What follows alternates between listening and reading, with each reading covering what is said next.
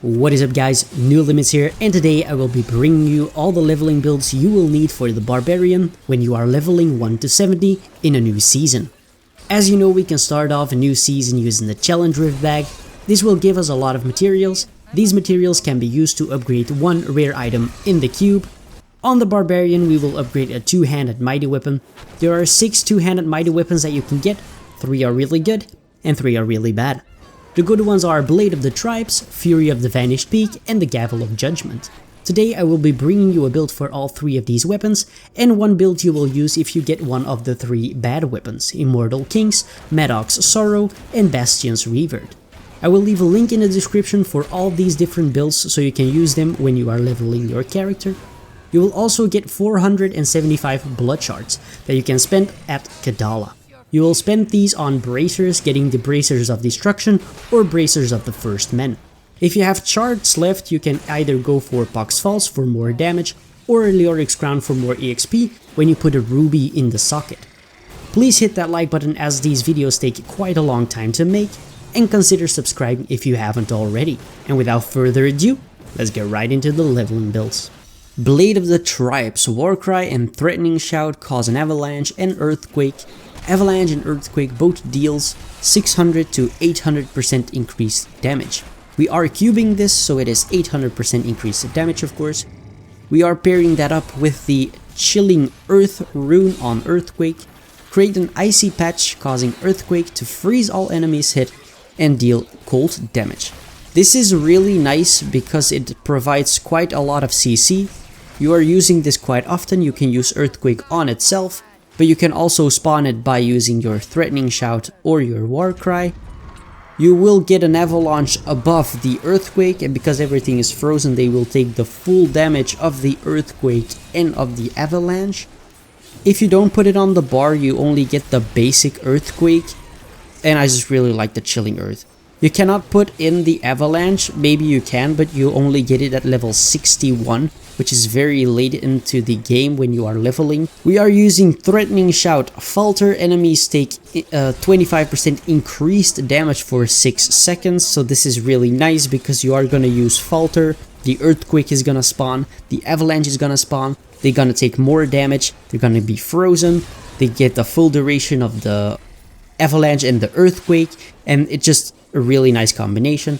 And we're using Warcry Veteran's Warning, increase dodge chance by 30% while affected by Warcry. This is just a really nice extra toughness boost, and of course again this is gonna spawn the Chilling Earth and the Avalanche, which is just really nice. We are using Whirlwind Hurricane, pull enemies from up to 35 yards away towards you while whirlwinding. Now this doesn't really pull all that well, but I had a slot open here. You could use this slot for the Avalanche when you're level 61, but I just really like the Whirlwind because it provided just a little bit of that extra grouping. I really wanted to have Leap Iron Impact in there, gain 150% additional armor for 4 seconds because this provides a lot of tankiness, but also mobility, which is just really nice to have when you are leveling. And I had a slot open. I was thinking about using Rinsing Smash on Ground Stomp, but this was a little bit dangerous and I wasn't really exactly sure because if you are using your Falter and your Warcry, it has a pretty long cooldown. Well, not crazy, but Warcry has 20 seconds cooldown, Threatening Shout has 10 seconds cooldown. So for a while you might actually have nothing to do. So you have used your Furious Charge, you have used your Leap, and you're basically just kind of running around doing absolutely nothing. This is why I chose Whirlwind. When you have your Earthquake spawned onto the ground with your Avalanche, you can Whirlwind around to group enemies, pull them into your Earthquake, or group them up a little bit so you can actually deal more damage when you are using your shouts. So this is why I liked Whirlwind. You could also just go for a Weapon Throw, that's fine too, so that's up to you. If you have the Bracers of the First Men or Bracers of Destruction, you of course want to go with Hammer of the Ancient, or you want to go with Seismic Slam. We are using Furious Charge, Merciless Assault. Recharge time is reduced by 2 seconds for every enemy hit. This effect can reduce the recharge time up to 10 seconds, which means it has no cooldown. So if you hit more than 5 enemies, you will have no cooldown on your Furious Charge, which just makes this a really nice mobility skill. You could also opt in for Cold Rush. All enemies hit are frozen for 2.5 seconds. Furious Charge damage turns into cold. For the passives, we are using Nerves of Steel. Fatal damage instead reduces you to 15% life. For 3 seconds afterwards, you take 95% reduced damage and are immune to all control impairing effects. We're using Relentless. This is just an amazing tanky passive. While below 35% life, all skills cost 50% less fury. Life per fury spent is doubled, and all damage taken is reduced by 50%. We're pairing that up with Bloodthirst. Each point of fury spent heals you for 966 life. This depends on what level you are, of course. Moving on to the Gavel of Judgment. The damage of Hammer of the Ancient is increased by 800% and it returns 25 fury if it hits 3 or fewer enemies. You really want to pair that up with Bracers of the First Men. Hammer of the Ancient attacks 50% faster and deals 500% increased damage. So your focus on your blood charge should definitely be on the Bracers to get these, because then you will have 2 multipliers on your Hammer of the Ancient skill, which is gonna be absolutely amazing, and you're gonna fly through Torment 6. If you don't have the Bracers, I would go to Torment 4, because you will not be tanky enough to be able to spam your Hammer of the Ancient if you don't have enough damage for it. If you have blood shards left, you can go for Pox Faults. These work really nicely into this build because it's very melee oriented. We're using Hammer of the Ancient Thunder Strike. When you kill an enemy with Hammer of the Ancient, other enemies within 10 yards are stunned for 2 seconds. This is incredibly important because, like I said before, you are melee form. In Torment 6 you will die very fast, so you need to have a way to keep everything stunned or frozen or something so you can actually deal your damage. If you don't have this rune and you don't use your ground stomp, you're not gonna be able to do any kind of damage at all. So you really need to have the Thunder Strike to stun everything around you so you can actually spam out your Hammer of the Ancients and deal a ton of damage. We're using Ground Stomp, Wrenching Smash. Increase the area of effect to 24 yards. Enemies are pulled closer before the strike lands. So you're gonna Ground Stomp, they're gonna group up really nicely, and then you're just gonna hit them with Hammer of the Ancient. We're using Furious Charge, Merciless Assault. This is more, of course, for the mobility, but also for fury regeneration if your fury runs out with your Hammer of the Ancient, because in this build we are not using an auto attack or a regenerator, we're only using Hammer of the Ancient, because of course it returns you 25 fury if it hits 3 or fewer enemies. This procs quite often, so your fury should be quite high pretty much all of the time. We're using Battle Rage, Ferocity, increase movement speed by 15%. This is just really nice when you are leveling. Movement speed is something that is always welcome, so this is a really nice thing that we can add that into the build. We're using Warcry, Veterans Warning, and we're using Threatening Shout, Falter. For the passives we are using Nerves of Steel, we're using Bloodthirst, and we are using Relentless again. Relentless and Bloodthirst, just an amazing synergy that those two passives have. And with the Gavel of Judgment, you can spam out your Hammer of the Ancients, you're constantly spending fury, so it heals you quite often. Your life per fury spent is doubled when you are using your Relentless, so your Bloodthirst gets triggered insanely hard. You're spamming out your Hammer of the Ancients, you're spending fury like crazy, and you're just healing a ton. So you can just stand there, spam out your Hammer of the Ancient, it's gonna stun everything around you, and that is how you're basically gonna be playing this. Moving on to the Fury of the Vanished Peak. Reduces the fury cost of Seismic Slam by 50% and increases damage by 500%. Really want to pair that up with the Bracers of Destruction. Seismic Slam deals 500% increased damage to the first 10 enemies it hits. You get 2 multipliers on your Seismic Slam, which is gonna deal a ton of damage.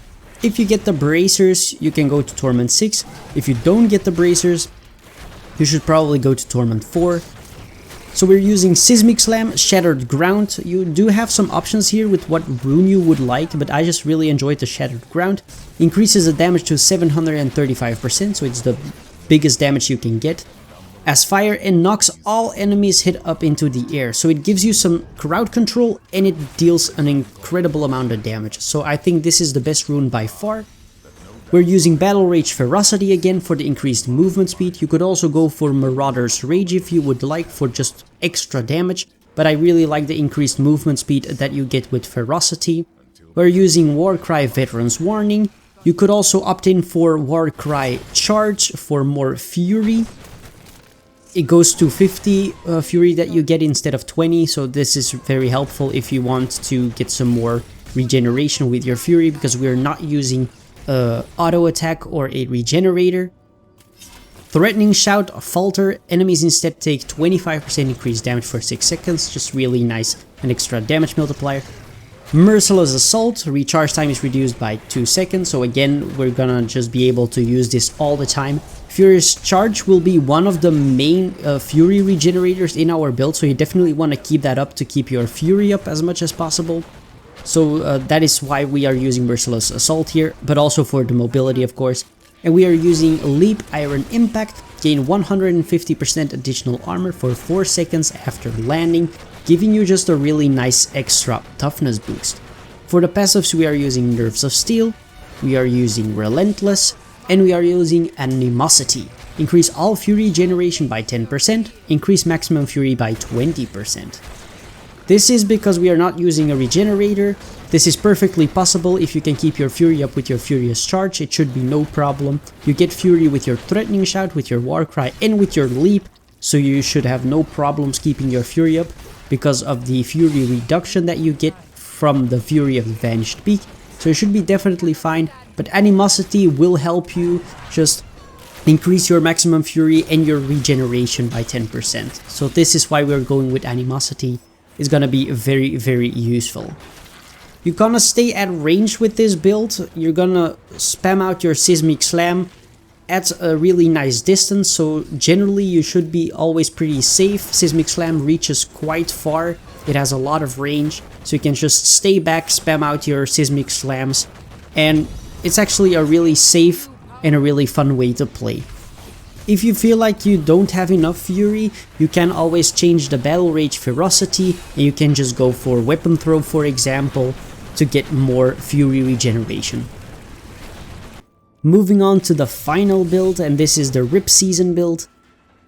This is when you get no multipliers on your two-handed mighty weapon, and you don't get anything from your blood shards at Kadala, which is really something that wouldn't happen very often. You are more likely to get 2 bracers than you get no bracers at all. So generally you will always have bracers on the Barbarian, but if you don't, then you definitely want to be using this build right here. So we're gonna be using a Rend. It's gonna deal 1100% weapon damage as physical over 5 seconds, and we're using that with the Bloodlust rune, heal for 0.5% of your maximum life per second for each affected enemy. So this is gonna help you a lot with sustainability, and this is gonna help with your massacre bonus too. You definitely want to focus on your massacre bonus with this build. On the other builds, you still want to keep your massacre bonus up as much as you can, of course, because it will give you a substantial amount of EXP, of extra EXP.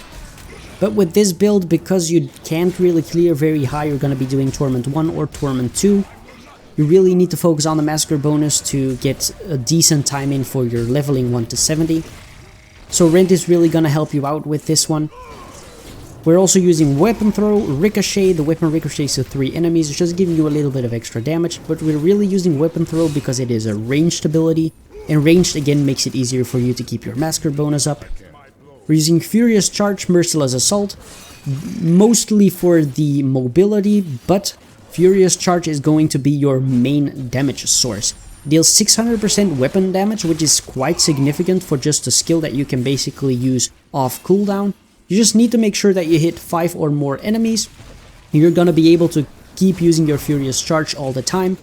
So the combination would most likely be something like you're gonna Furious Charge in, you're gonna use your Rend, you're gonna, so you have Sustain, you're going to keep Furious Charging until they are very low, you're going to apply your Rend again, of course you're gonna use your Threatening Shout and your Warcry as well, so they get more damage.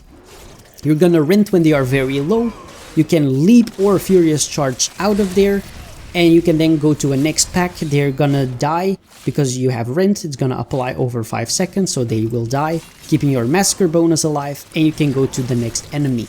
So this is basically how you're gonna be playing it.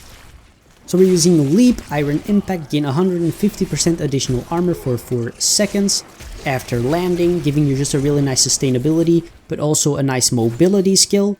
We're using Falter, Threatening Shout, enemies instead take 25% increased damage. And we're using Warcry, Veteran's Warning, just to have some more sustainability. For the passives, we are using a Ruthless. You deal 40% additional damage to enemies below 30% health. This is just really nice when you're furious charging in. You're using your Rend, and your Rend has more chance to kill enemies off, giving you an easier time going from one pack to the next pack, keeping your massacre bonus up. We're also using Nerves of Steel. Fatal damage instead reduces you to 15% life. You could also go for Brawler for even more damage. And we're using Berserker's Rage. You deal 25% additional damage while near maximum fury. Your Furious Charge is a Fury Regenerator, and you're gonna be spamming this. You will go full on Fury when you are Furious Charging, and this will proc the Berserker's Rage. When you rent, you will probably drop the Berserker's Rage, but then you will Furious Charge again. It's gonna be full, and you are going to really enjoy that extra damage. It's gonna be really nice. Now, of course, if you get the Bracers, so the Bracers of the First Men or the Bracers of Destruction, you can definitely go to Torment 3 or Torment 4. So the Barbarian really has a decently good time farming. If you don't get anything, you can do Torment 1 to Torment 2, which is still gonna be probably a leveling process of about an hour and 40 minutes to 2 hours. If you get the Bracers, you can do Torment 3 or Torment 4, you're looking at about an hour and a half, an hour and 20 minutes. And with the really good builds, you're probably looking at about a leveling process of 50 minutes to an hour and 20 minutes, something like that. So the Barbarian really has a really good time leveling. It's pretty damn fast. It's not like the Necromancer because, you know, they are just really fast, but the Barbarian in general has a really good leveling process. I want to thank you guys so much for watching. I hope you enjoyed it. Make sure to click into the description below. You can find all the builds there, so it's going to be really easy for you if you are leveling in a new season. I really hope you guys enjoyed. If you did, please hit that like button. It really helps me out a lot. Subscribe if you haven't already, and I will see you guys in the next one.